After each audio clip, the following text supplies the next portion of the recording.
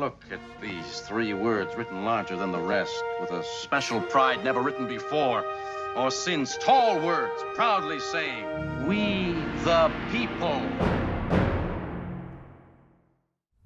Hi folks, welcome to another episode of Remedial Civics with the Lex Rex Institute, where we make up for the fact that constitutional law has not been taught in this country for about 80 years at this point. So we're going to get you guys up to speed and know what your rights are, be prepared to defend them. I'm Alexander Haberbush, president of the Lex Rex Institute and a practicing constitutional lawyer. My name is Alex Bostic. I am a legal assistant at the Lex Rex Institute. Yeah, and we're wearing the same clothes as the last episode because we didn't film these on the same day. Right. No. Well, I always wear these clothing. These clothing? Oh, that's great. Yeah, you can tell that I'm in showbiz. We should do an episode on sumptuary laws at some point. What on earth is that? Laws about what you can wear. Oh, right. Yeah. Didn't John Adams want those? No, he said that every right-thinking man would be positively disposed to sumptuary laws. Okay, that doesn't mean he wants them. But that, well, he says that, but we know better, and that it would be tyrannical to have them, even though every right-thinking person would want that kind of a law, which is actually sort of an important point to make. Yeah, you kind of need to remember the second half of that quote. Yeah. So let's do today's episode on sumptuary, unless you had something planned. No, why would I have anything planned? Okay, sumptuary laws. Yeah. So, you know what, I like that. I like impromptu. That's actually that's fun. Yeah, okay. Sumptuary laws. So when were they popular? Were they ever popular here? And do we have any now? So the reason that Adams refers to them is because he's from Massachusetts. Yeah. Massachusetts did have sumptuary laws during its early history. You weren't allowed to wear anything particularly flamboyant.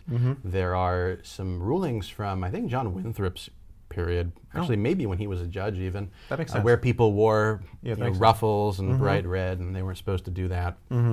Those would have been gone by the time John Adams was writing. I don't know exactly when they got rid of them. I'm not really an expert on sumptuary laws. Yeah. I don't know why we're talking. I guess that's my fault we're talking about. Yeah, keep going. Don't. But the point I wanted to make is actually exactly that point that John Adams makes, which is, look, things go in and out of style. Yeah. And I don't mean clothes go in and out of style. Yeah. Ideas go in and out of style. There's things that people think are really bad today that no one's going to care about in 20 years. Yeah. And there are things people think don't matter at all today that everyone's going to think are horrible in 20, 30 years from now. I mean, some of the stuff, I'm not going to give you examples because I'll make enemies if I do that unnecessarily. We're fine making enemies, just not unnecessarily.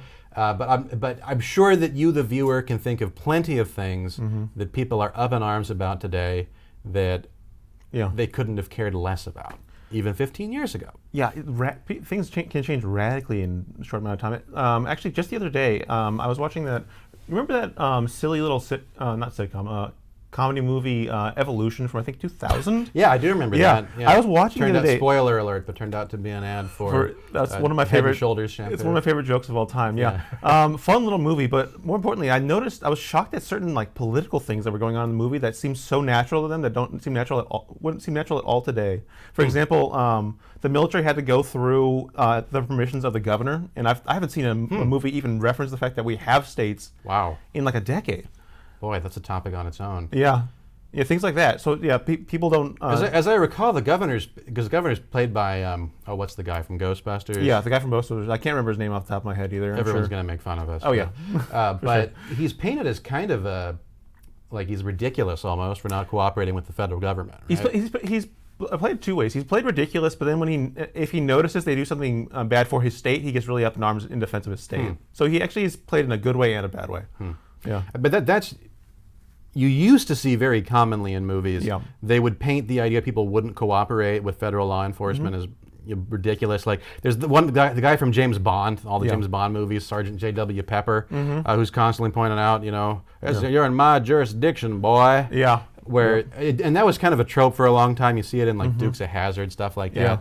Now we just ignore that there even are states. Yeah. We used to paint it as ridiculous that people would insist on state power. Now we don't even have them. Yeah, actually, now that you mentioned, I remember watching. I think it was The Thin Man and a few other things from the '40s, where the fact that the FBI guys are around, people just made fun of them. That's ridiculous. Why would we need federal police? We have state police, and now.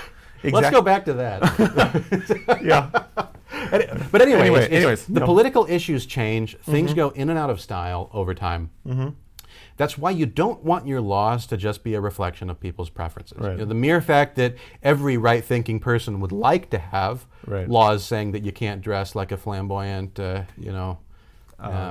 sissy boy or whatever. Kangaroo, something. Yeah, kangaroo, that's better. Thank you. The mere fact that you'd like to have those laws isn't sufficient reason for having those laws. Laws actually need to be in accordance with something else. Yeah. And usually what they're going to refer to is a higher law. Now, many of them had in mind Scripture, they talked about that.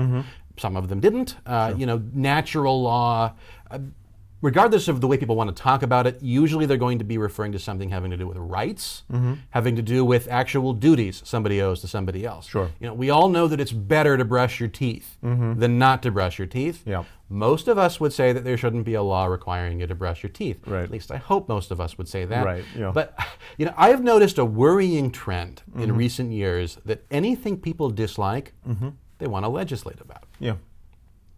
So I would say avoid that tendency. Our founding fathers avoided that tendency.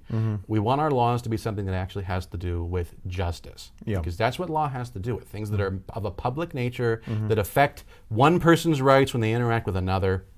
So yeah, all that to say, not really a fan of sumptuary laws. No. We can wear whatever we want on these episodes. So. Sure. Anything else? We won't though. We'll always wear suits. But we, in theory, could. Yeah, we that's could. what matters. That should be it for the episode. I think we're good. Yeah. All right. Thanks for watching, folks. If you learned, I don't know what you could possibly have learned, but if you learned something about our Constitution from this episode, hit like and subscribe. Please don't unsubscribe if you didn't. Sure. Because there will be a better video at some point. That's all for today. Thanks, folks. Bye. Goodbye. Good night.